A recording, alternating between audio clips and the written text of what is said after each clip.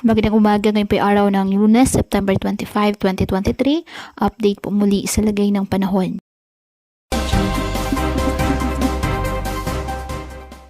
Southwest monsoon o habagat ang nakakaapekto ngayon sa western section ng Southern Luzon at Visayas. Samantala, kumikilos na papalayo ng ating bansa ang binabantayang low pressure area na nasa labas na po ng ating PAR.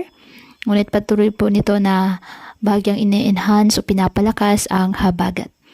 Samantala, isang panibagong low pressure area ang namataan sa labas naman ng ating Philippine Area of Responsibility.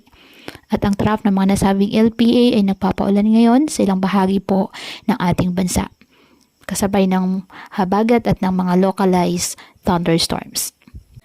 Wala namang gale warning na nakataas at mawaypay na ating karagatan, ngunit iba yung pag-iingat lamang po sa mga kababayan nating papalaot dahil po sa minsang katamtaman hanggang sa maalon na karagatan.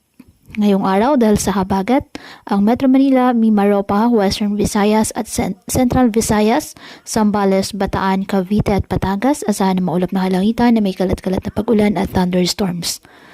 Ang Bicol Region, Eastern Visayas, the rest of Central Luzon and the rest of Calabar Zone, asahan ang bahagyang maulap hanggang sa maulap na halangitan na may kalat-kalat na pag-ulan at thunderstorms dahil po sa trough ng low pressure area.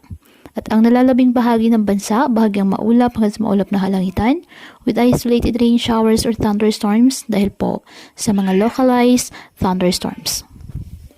Kaya pinapayuhan ng ating mga kababayan na maging maingat po sa mga posibilidad ng pagbaha at pagguho ng lupa, lalo na po kapag may malalakas na ulan, at ugaliin na magdala palagi ng payong o kahit anong panangga sa ulan o kahit naman sa init ng araw kapag lalabas po ng ating mga tahanan.